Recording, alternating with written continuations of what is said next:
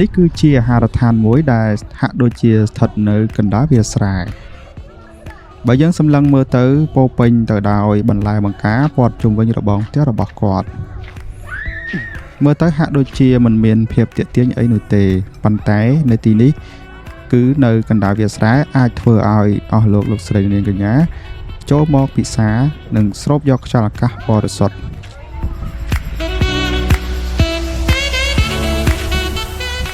នៅជុំវិញរបងផ្ទះគឺការរៀបចំពោពេញទៅដោយធម្មជាតិជាពិសេសគឺបន្លែតែម្ដងបើយើងធ្វើដំណើរពីទីរួមស្រុករមាសហែករួចមកទិសខាងត្បូងមកដល់វិទ្យាល័យរមាសហែកយើងធ្វើដំណើរប្រហែលជាត្រឹម100ម៉ែត្ររួចបត់ស្ដាំចុះពីផ្លូវជាតិលេខ13ប្រហែលជា50ម៉ែត្រប៉ុណ្ណោះនឹងដល់អាហារដ្ឋានមួយដែលមានឈ្មោះថាកាហ្វេអុកនៅក្នុងនេះមានផ្លូវធ្វើដំណើរចាក់បេតុងពិតជាងាយស្រួលចេញចូលមែនទែនបាទនេះគឺជារងបន្លែម្រះដែលគាត់រៀបចំជារបងផ្ទះគាត់តែម្ដងបាទនេះគឺជាផ្លូវចូលកាហ្វេអុកទស្សនវិជ្ជានេះខ្ញុំបានថតឡើងនៅពេលដែលខ្ញុំទៅលេងស្រុកកំណើតគឺនៅចំខែមេសានៅក្នុងឆ្នាំ2026គឺជាឱកាសមួយដែលបងប្អូនយើងទាំងអស់គ្នាធ្វើការត្រឡប់ទៅស្រុកដើម្បីចូលរួមកម្មវិធីចូលឆ្នាំខ្មែរហើយនេះគឺជារងននងមើលទៅគួរឲ្យទាក់ទាញមែនទែន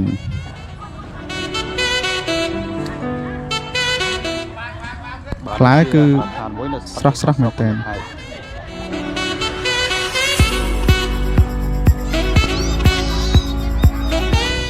ខ្ញុំមកទីនេះគឺដើម្បីចូលរួមកម្មវិធីជប់លៀងជួបជុំបងប្អូនប៉ុន្តែដោយសារតែខ្ញុំមិនពូកែភាសាស្រាដូច្នេះខ្ញុំក៏ធ្វើការថតលេងតែម្ដងតទៅទៀតនេះខ្ញុំនឹងនាំបងប្អូនទៅមើលរងបន្លែដែលគាត់ដាំដោយដៃផ្ទាល់តែម្ដងបងប្អូនអាចមកទីនេះធ្វើការកម្មងម្ហូបដោយគាត់នឹងធ្វើការបេះបន្លែជុំវិញផ្ទះគាត់ដើម្បីរៀបចំម្ហូបជូនបងប្អូនទាំងអស់គ្នាបន្លែធម្មជាតិមួយដែលស្ថិតនៅក្នុង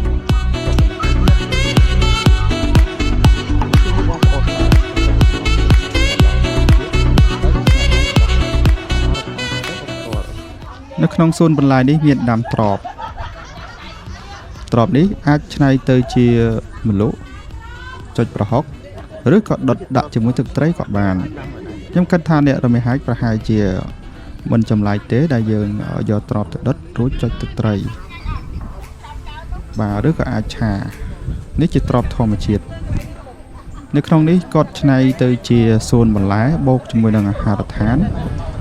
បងប្អូនអាចទៅទីនោះដើម្បីធ្វើការកម្មងម្ហូបឬមានវិធីជប់លៀងក៏យើងអាចទៅទីនោះបានដែរនេះជាទស្សនវិជ្ជាជួបជុំជាលក្ខណៈគ្រួសារដែលគាត់វិលត្រឡប់ទៅលេងស្រុកកំណើតរួចក៏ជួបជុំបាទ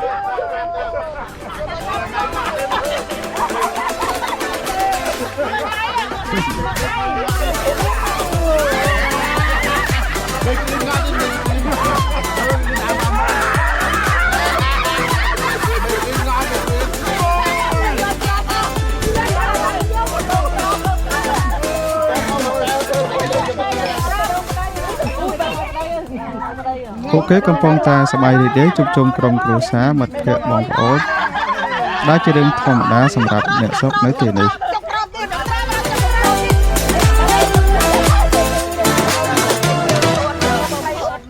វាប្រៀបដូចជាវប្បធម៌ទូទៅទៅហើយដែលយើងត្រឡប់ទៅវិញនៅពេលបុណ្យចូលឆ្នាំនិងបុណ្យភ្ជុំបិណ្ឌយ៉ាងហោចណាស់មួយឆ្នាំបាន2ដងដើម្បីត្រឡប់ទៅលេងជួបជុំគ្រួសារ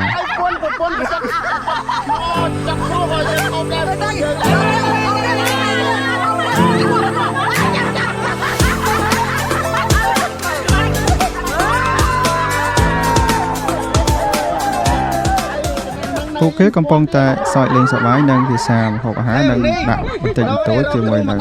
ស្រានៅទីនោះគេចូលចិត្តភាសាស្រាកែនស្វើក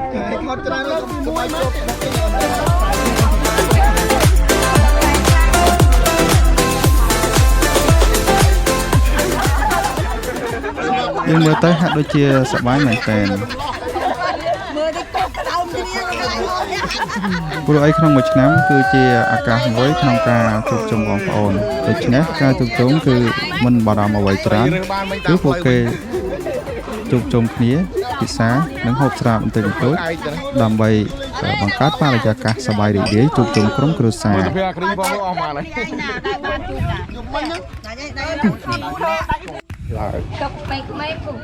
បាទនេះគឺជានៅក្នុងផ្នែកមួយទៀតនៅក្នុងកញ្ចក់ដែលរៀបចំម្ហូបដែលក្មេងៗគាត់នឹងធ្វើការធ្វើម្ហូបដោយឡែកថតបាត់មន់មួយហើយនៅក្នុងឱកាសបុណ្យចូលឆ្នាំនេះគឺមិនមានភ្ញៀវនោះទេពីព្រោះអីម្នាក់ត្រឡប់ទៅស្រុកគឺរវល់ជួបជុំគ្រួសាររៀងខ្លួនអ្នកផ្ទះទទួលម្ហូបទទួលបាយទឹកនំចំណីនេះគឺជាទម្លាប់អ្នកស្រុកក៏មិនហើយបុកខែអ្នកម្នាក់មិនសូវមានពេលចេញទៅលេងនោះទេព្រោះអីរយៈពេលខ្លីណាស់ក្នុងការត្រឡប់ទៅស្រុកវិញដូច្នេះការជួបជុំគ្រួសារនិងបងប្អូនទៅលេងផ្ទះ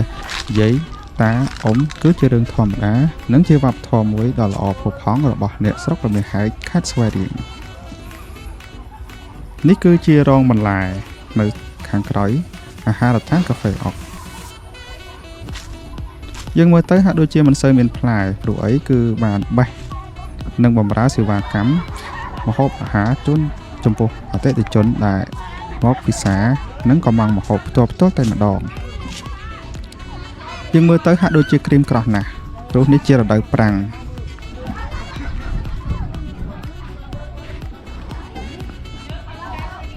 ប្រព័ន្ធធារាសាស្ត្រនិងប្រព័ន្ធស្រោចស្រពគឺមិនទូលំទូលាយដូចប្រទេសដទៃនោះទេគឺបើយើងអាសាយើងនឹងអាចដាំបន្លែនិងប្រើប្រព័ន្ធស្រោចស្រពតាមលក្ខណៈគ្រួសារគឺមិនមានប្រព័ន្ធធារាសាស្ត្រចូលដល់ផ្ទះដោយប្រទេសដទៃទៀតទេ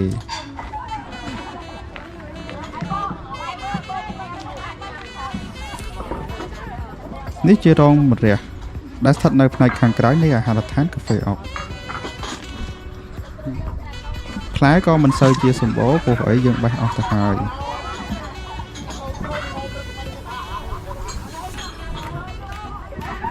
ក្នុងនេះការដាំប្រៀបបានដូចជាអ្នកបច្ចេកទេសមួយដែលបានរៀនសូត្រនិងរៀបចំយ៉ាងល្អសម្រាប់អ្នកស្រុករបស់យើងផងដែរព្រោះមើលទៅគឺមានលក្ខណៈរៀបចំរចនាឡើងដូចជារបងផ្ទះនិងពោពេញទៅដោយសួនបន្លែតែចង់និយាយថាពណ៌បៃតង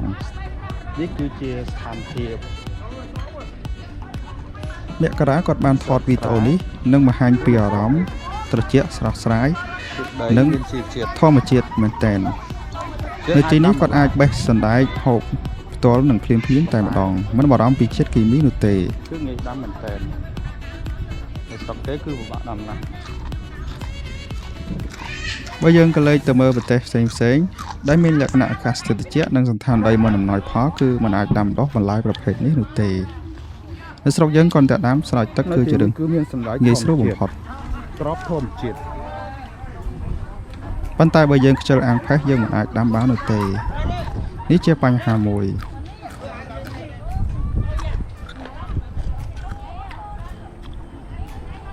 បន្លែជាប្រភេទរុក្ខជាតិមួយដែលយើងអាចញ៉ាំឆៅបានបងប្អូនមកភោជនីយដ្ឋានរសជាតិវាគឺផ្អែមកាន់តែទ្វាកាន់តែផ្អែមយើងអាចយកទៅជាឆាឬចុចម្លក់ឆៅឬញ៉ាំលេងក៏បាននៅពេលវាទុំវាទៅជាសណ្ដែកឆ្នៃទៅជាក្របសណ្ដែកអាចឆ្នៃទៅជាបន្លែបានទៀតផងនេះជាអ្វីមួយ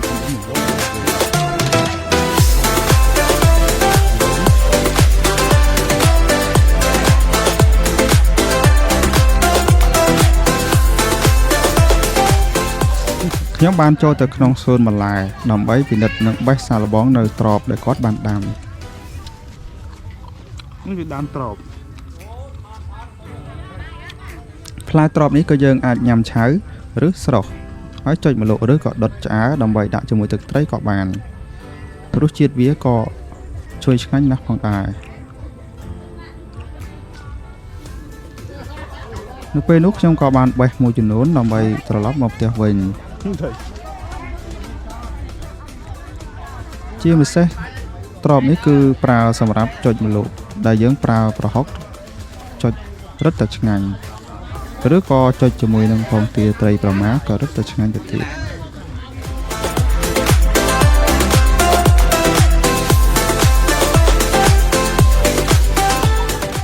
សួនបន្លែជុំវិញផ្ទះក៏ដូចជាអាហារដ្ឋានក៏នេះ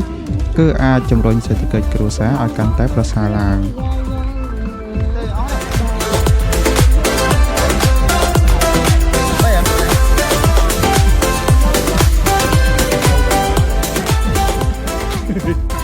ការជួបជុំគ្នានឹងភាសាអាហារក៏ដូចជាស្រាគឺតែងតែមានការចាក់ភ្លេងកំឡនេះគឺជាវប្បធម៌មួយដែលអ្នកស្រុកយើងចូលចិត្ត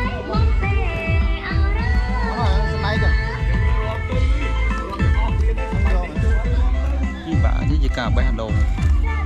ការសប្បាយក្នុងកំឡុងពេលជួឆ្នាំគឺមានរយៈពេលខ្លីដូច្នេះពួកគេពិតជារវល់ណាស់ក្នុងការជួបជុំបងប្អូនព្រោះអីយ៉ាងច្រើនឈប់3ថ្ងៃត្រឡប់មកភ្នំពេញវិញ